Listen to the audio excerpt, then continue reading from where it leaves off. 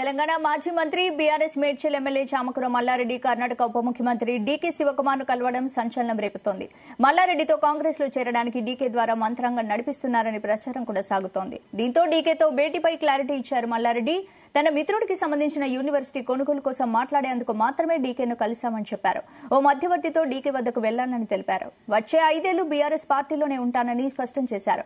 తనకు ఇప్పుడు 71 ఏళ్లు వచ్చాయని వచ్చే ఎన్నికల్లో పోటీ చేయబోనని ప్రకటించారు. ఇక పార్టీ మార్పు వార్తలను ఖండించారు మల్లారెడ్డి.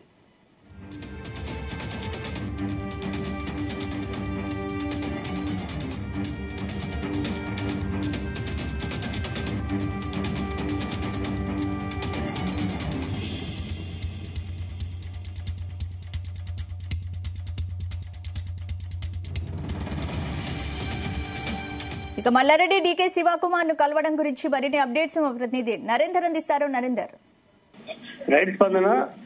బీఆర్ఎస్ పార్టీతో అంటిముట్టనట్టుగా ఉంటున్నటువంటి ప్రస్తుతం ఎమ్మెల్యే మాజీ మంత్రి మల్లారెడ్డి ఈ రోజు డీకే శివకుమార్ తో, కర్ణాటక ఉప ముఖ్యమంత్రి డీకే శివకుమార్ తో కలవడం, అందులో రహస్యంగా కలవడం అనేది సంచలనంగా మారింది. ముఖ్యంగా కాంగ్రెస్ పార్టీలోకి చేరుతాడా, ఎందుకోసం కలిశాడు, ఇట్లాంటి అన్ని అంశాలు ఆయనతో కలిసిన తర్వాత చర్చకు దారితీశాయి. ఇది బీఆర్ఎస్ లో మరొక కుదుపుగా బీఆర్ఎస్ శ్రేణులు భావిస్తున్నాయి. ఎందుకంటే మల్లారెడ్డితో పాటు అలా అల్లుడు రాజశేఖర రెడ్డి ఇద్దరు కూడా ఎమ్మెల్యేలుగా ఉన్నారు బీఆర్ఎస్ పార్టీలో చాలా కీలకంగా. ఎందుకంటే హైదరాబాద్, గ్రేటర్ హైదరాబాద్ లో సిటీ గెలిచిన దాంట్లో వీళ్ళిద్దరు కూడా ఉన్నారు కాబట్టి ఎప్పుడైనా మారొచ్చు, కాంగ్రెస్ పార్టీలోకి వెళ్ళొచ్చు అనే ప్రచారం కూడా జరిగింది. దీనికల్లా ప్రధాన కారణం ఏంటంటే మల్లారెడ్డి విద్యా సంస్థలు కావచ్చు, మరి రాజశేఖర రెడ్డి విద్యా సంస్థలు అన్ని కూడా పెద్ద ఎత్తున ఉన్నాయి. 1000 మంది విద్యార్థులు చదువుకున్నటువంటి ఇన్స్టిట్యూషన్స్ అవి. కనుక వాళ్ళ ఇన్స్టిట్యూషన్ లో చాలా ల్యాండ్ కూడా అక్రమానికి గురైంది. మొత్తానికి చాలా చోట్ల కూడా చెరువులు, కుంటల మీద కట్టడం వల్ల ఈ మధ్య కాలంలో జిహెచ్ఎంసీ సిబ్బంది, రెవెన్యూ ఇట్లా పెద్ద ఎత్తున కూడా అధికారులు వచ్చి కూలగొట్టడం అనేది హాట్ టాపిక్ గా మారింది. ఇదంతా మనం వారం పత్రిక నుంచి చూస్తున్నాం. బట్ కూల్చివేత నేపథ్యంలో ఈ మధ్యకాలంలో భీమ్ నరేందర్ రెడ్డి కూడా కలిశారు. దాని తర్వాత అప్పుడే పార్టీ మారుతారని వచ్చే జరిగింది. ఇదంతా కూడా కూల్చివేతను ఆపేందుకే చర్చ కూడా జరిగింది.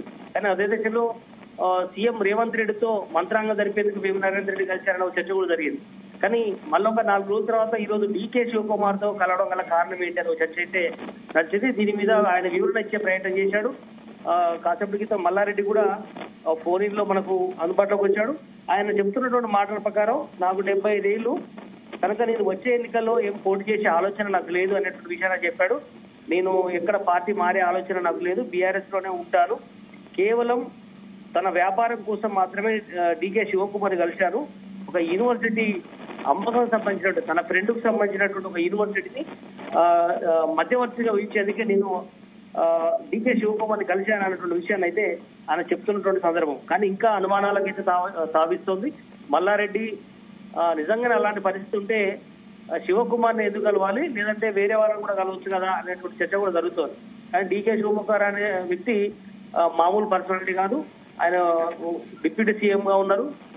ఈ మధ్యకాలంలో సౌత్ లో కాంగ్రెస్ లో ఇలాంటి రాజకీయ పరిణామాలు జరగాలన్నా, ముఖ్యంగా అప్పుడు కర్ణాటక అధికారంలోకి వచ్చిన తర్వాత రాష్ట్రంలో, తెలంగాణలో కాంగ్రెస్ పార్టీకి సంబంధించిన ప్రతి కదలికను డీకే శివకుమార్ డీల్ చేసిన సందర్భాన్ని మనం చూసాం. కనుక మల్లారెడ్డి అధిష్టానానికి దగ్గర తీసుకెళ్లేందుకు, లేదా వీళ్ళకున్న ప్రయారిటీని చెప్పేందుకు ఢిల్లీకి అక్కడికి వెళ్లారు, శివకుమార్ కలిసేందుకు చర్చ కూడా జరిగింది. కానీ ఆయన ఇప్పుడు మనం చెప్తున్న ప్రకారం మాత్రం నేను పార్టీ మారట్లేదు, బీఆర్ఎస్ లోనే ఉంటాను, నాకు ఎలాంటి ఇబ్బందులు ఏం లేవు, రాజకీయ ఇష్యూస్ కాకుండా కేవలం ఒక వ్యాపార నిమిత్తం మాత్రమే నేను కలిశానంటే విషయం అయితే చెప్పుకుంటూ వచ్చారు.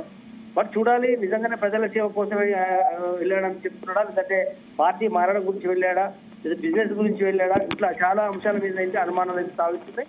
దీని మీద ఆయన పూర్తిగా ఒక క్లారిటీకి వస్తే గానీ నమ్మే పరిస్థితి లేదు. చూడాలి. మరి రాజశేఖర రెడ్డి కూడా ఒక దశలో పార్టీ మారుతారనే చర్చ కూడా జరిగింది.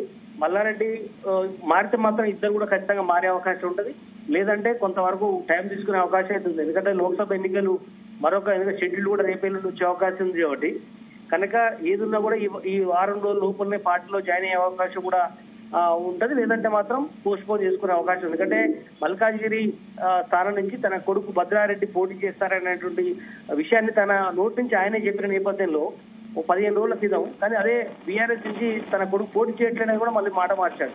అంటే ఇదంతా మాట మార్చడం కల కారణం పార్టీ మారుతారని పెద్ద ఎత్తున పొలిటికల్ సర్కిల్ వినబడింది. మల్లారెడ్డి ఇప్పుడు ఎన్ని మాటలు మాట్లాడినా అది పూర్తి స్థాయిలో ఆయన బీఆర్ఎస్ కేసీఆర్ దగ్గరికి ఇప్పుడు నిన్న మొన్న వరుసగా కేసీఆర్ తో నందినగర్ సమావేశాలు జరుగుతున్నాయి. కానీ ఆయన రాని పరిస్థితి. తెలంగాణ భవన్ కూడా చాలా అరుదుగా వస్తున్నాడు. బట్ చూడాలి దీని మీద ఎట్లాంటి వివరణ ఇస్తాడు, నిజంగా పార్టీలో ఉంటాడా వెళ్తాడనేది మాత్రం మనకు కొద్ది రోజుల్లో కానీ క్లారిటీ వచ్చే అవకాశం లేదు. Thank you Narender.